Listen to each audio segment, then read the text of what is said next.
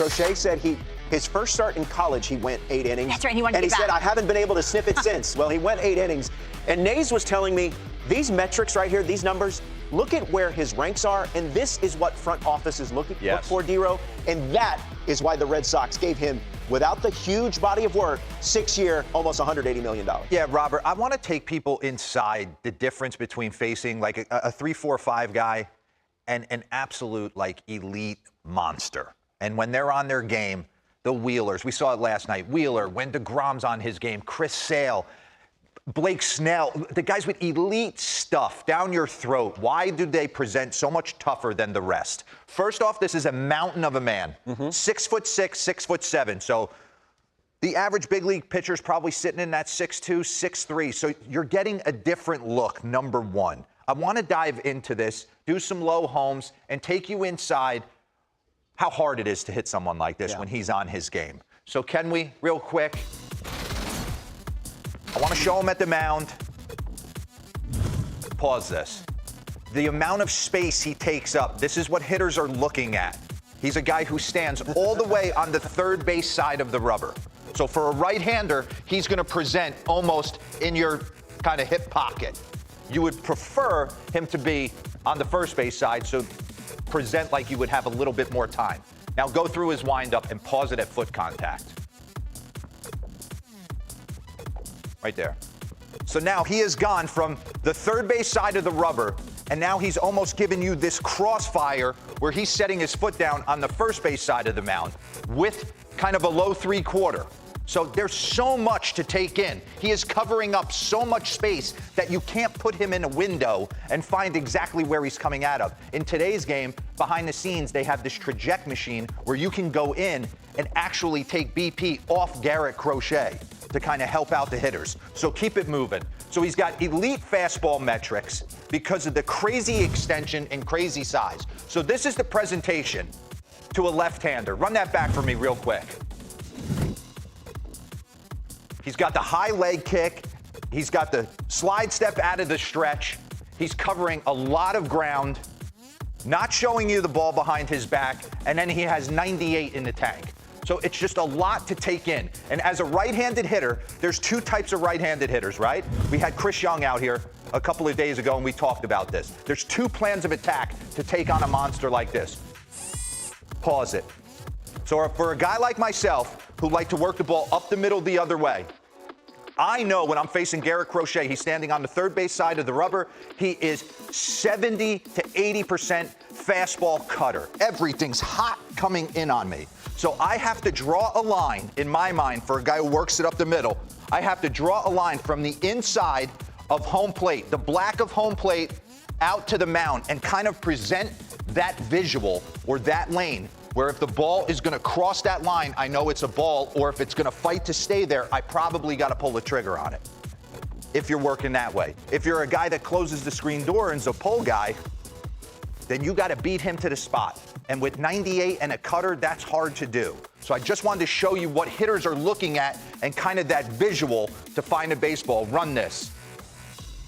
And you'll play this game where you want to see if the ball will end up on what side. So pause that for me real quick. Westberg, he knows he's coming in. This is the first hitter of the game. He knows I'm getting something hot in to get the party started, and he flinches at it, right? So he doesn't totally know where the inside part of the plate is yet. Run this. Now we're throwing a whole nother bag of issues in, because if a home plate umpire is going to give him 2 to 3 inches on the inside half, we're dead. Now he goes sweeper down and in, pause it. He has turned that plate. We did it yesterday, 17 inches. Now Jordan Westberg has no idea where the inside half of this plate is.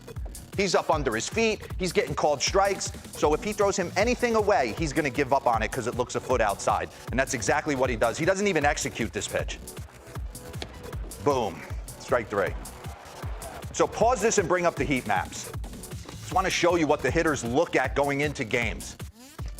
And I know he is efficient with his stuff. He is trying to come in, off the plate. But when you look at 2024, where his heater is, he's not discriminating. He's not fine pinpoint control. He's throwing this like we heard Tyler Glasnow talk, where he could just rip it middle in Tampa and kind of let his stuff play for him. This year, more of the same. You can kind of sit middle on his heater. You would think you'd have to sit in, but the heat maps say something different. Give me the cutter, too. Oh, that's the cutter heat map right here. You can see it, 2024. This ball's gonna shape in a little bit. He's been leaving it a little bit out over. But for the most part, from a hitter standpoint, maybe that whole feel of I have to cover in so bad, maybe it's not something you have to think about, and maybe you just have to sit out over a little bit more. Let's show some ABs. Tyler O'Neill, he had a night. But if he's getting that call, run that back for me. I want people at home to understand this. Pause it when it hits the glove. Boom. If he's getting that, we got a massive problem on our hands because that's a ball. And he's one of the best pitchers in the game. And now you've turned 17 inches into 20 inches with 6'7" coming at you. It's too much. So run that. Now Tyler O'Neill's hot. He's talking to him. Now he misses the pitch he should have hit, and then he gets wiped out by a breaking ball. So he comes up his next at bat, and his head's spinning. You know his head's spinning because 1-0, what are you looking for? Heater, middle, and he doesn't flinch. Get back on the heater, he doesn't flinch again. So he doesn't know what's coming. 97 in off, and now we're just calling that a strike? Is that what that is? Because he didn't go. And it was one of those nights for the Orioles hitters. But facing a guy like this, if he has elite stuff, he has an umpire that gives him a little bit of fudge on the inside and outside half, and he gets you in swing mode and turns 17 inches into 22 inches. And how does he do that? 98 miles an hour. You have no time to think, and that's why he's fantastic. Got 170 million. You see it, four-seam fastball. We talk about Boston's a place you go to spin the baseball. He got back to his roots yesterday. It was 50% heater, 29.4% cutter. So there you go. It's 80% something hot coming at you from 6'6" animal. It's a lot to take in. An immediate return on their investment. Oh, no doubt, Wow. no doubt. Let's bring in a bat engineer, former ball player, Keenan Long. He is the CEO and co-founder of Long Ball Labs, and they study the baseball bat itself. Keenan, it's Brian Kenny. Thank you for joining us. Appreciate it. Glad to be here, and I hate to be the guy to break bad news right off the bat here. But for any hitter looking to make any drastic changes, there are no universal truths in bat physics. Okay. And that is because the biggest variable is the player himself. So I kind of wanted to lead off with that. Sorry to be the bearer of bad news here, but that's where it stands. That's all right. We pump the brakes on this show a lot. You just pump the brakes just for a second there. All right. What does your lab do exactly? Tell us. Our lab analyzes wood bat shipments for dozens of big league hitters, and now for one front office that will not be named. And what we do is we finely tune various bat metrics. So we're going way beyond just length, weight, and turning model. And we fine tune them specific to those hitters' needs. And that whole system is pressure checked by performance testing with the player. And when you do that, you're able to gain a ton of performance for that player. And what it does is typically you'll see warning track flyouts converted into home runs. So I know I've seen you speak before, so you speak to, Saris, who's on our show, an awful lot of The Athletic, that bats are all different. How do you test to determine what's a good piece of wood? Good versus bad is relative to the hitter. So we have a lot of players that when we first start working with them, they're like, all right, you checked out my bats. Are they good? Are they bad? Mm-hmm. What we do is we tell you exactly how each individual bat is different. So in a shipment of 12 identically labeled bats, there are all sorts of metrics that vary just because the wood itself varies. We just had a shipment through the lab the other day. Identically labeled 12 bats, the barrel masses varied by over 1.5 ounces. So we need to shore that up first. We need to reduce the standard deviation of all of these bat metrics, which I'm sure we'll get into some of those. And then we need to fine tune those metrics to match the hitter's individual needs. And it's all governed and driven by what produces the highest exit velocity and contact quality for that hitter. You sent me in a lot of directions here. Let me start with one that struck me. If you have a bat that is different in a lot of ways, would you have a different bat for a different situation? As far as like if you wanted it right to drive the ball, if you wanted something softer, is that true? Yes. And to speak about a client who went yard yesterday, Byron Buxton, comes to the field, comes to the stadium, and selects his game bat that day based on certain metrics while he's warming up. Okay, so like what, weather or what? Like what metrics? So his bats, he will adjust he will swing one bat or another bat based on slight differences in, say, the barrel mass. Mm-hmm. And he can tell when he's warming up how those are affecting his exit velocity and potentially his swing speed and contact quality as well. And so he will know what he's going to swing based on how he warms up that day. It's a long season. Okay. I just want to get your view on this before we get even deeper on this, because you look at how different your bats are. You're looking at existing bats. What is your view of the torpedo bat?